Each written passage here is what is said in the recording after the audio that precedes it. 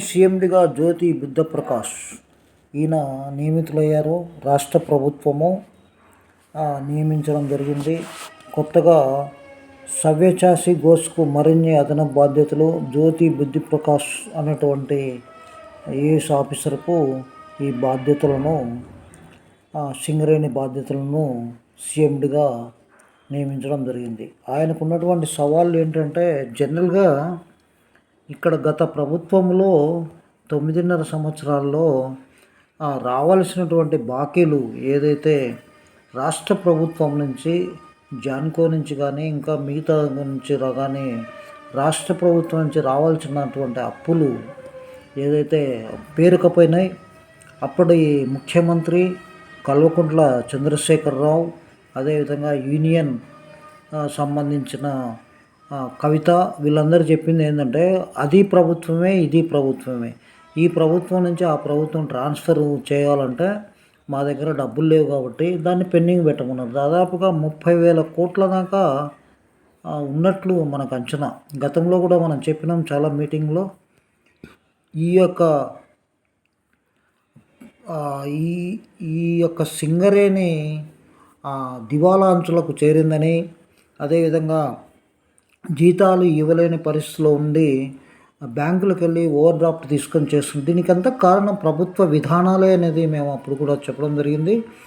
ఇప్పటికైనా ఈ ప్రభుత్వము వారికి జాన్కో నుంచి కానీ బొగ్గు తీసుకున్నటువంటి రాష్ట్ర ప్రభుత్వాలు బొగ్గు కానీ ఇవన్నీ కూడా అప్పు రూపంలో ఇచ్చినట్టే అప్పు కట్టవలసిన బాధ్యత రాష్ట్ర ప్రభుత్వానికి ఉంటుంది. అది కేవలం సింగరేణి అనేది ఇండివిజువల్ బాడీ అయినప్పటికీ ఎక్కువ షేర్స్ 51% ఉంది కాబట్టి స్టేట్ గవర్నమెంటు దాని మెయింటెనెన్స్ బాధ్యతను కంపెనీ చట్టం ప్రకారం ఉంది కాబట్టి స్టేట్ గవర్నమెంటు చేస్తుంది. దానికి గతంలో ఇష్టం వచ్చినట్లు ఆర్థిక వ్యవస్థను నాశనం చేసినటువంటి అప్పటి ప్రభుత్వము ఇప్పటికైనా ఇక ఈ బాస్ ఎలా ఎదుర్కొంటాడో చూడాలి.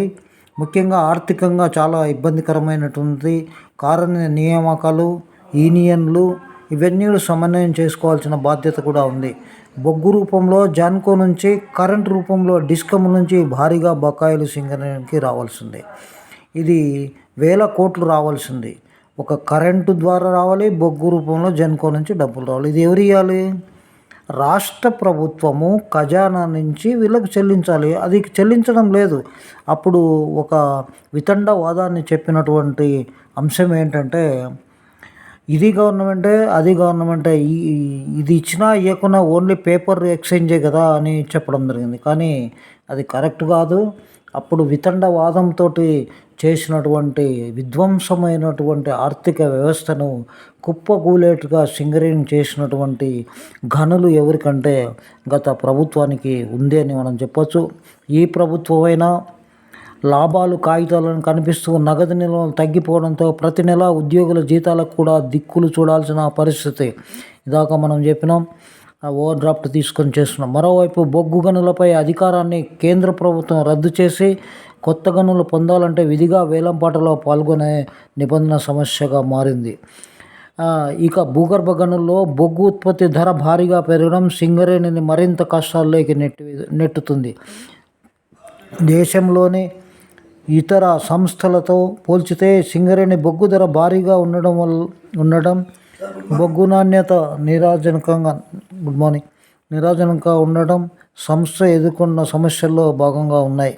ఈ క్రమంలో సింగరేణి కొత్త చైర్మన్ మేనేజింగ్ జ్యోతి ప్రకాష్ ఈ సవాళ్ళను కత్తి మీద సామే వీటిని ఎలా ఎదుర్కొని సంస్థను ముందుకు తీసుకెళ్తారో ముందు తేలనుంది. 2024 జనవరి తర్వాత సంస్థకు పూర్తి స్థాయిలో సీఎండీ నియామకం జరగలేదు.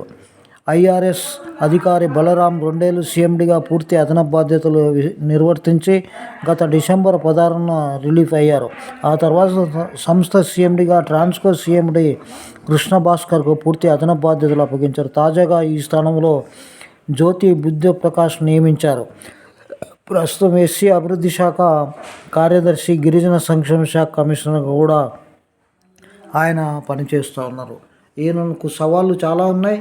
ఈ సవాళ్ళను ఎదుర్కోవాలంటే ఏ విధంగా చేయాలనేటువంటిది ఒక మీటింగ్ పెట్టి ప్రజల యొక్క అభిప్రాయాన్ని కూడా తెలుసుకుంటే మంచిదని విజ్ఞప్తి చేస్తూ, ఈ ప్రభుత్వం పారదర్శకంగా పనిచేస్తుంది కాబట్టి అదేవిధంగా ఈ యొక్క సింగరేణి పరిపుష్టం చేయవలసిన బాధ్యత ఉందని మేము కోరుకుంటున్నాం. నమస్తే, థ్యాంక్ యూ. నా పేరు వై చెన్నకేశ్వరరెడ్డి. అందులో మేము మీటింగులకు గత చాలా సంవత్సరాల నుంచి కూడా సింగరేణి మీద అధ్యయనం చేస్తుంటాం.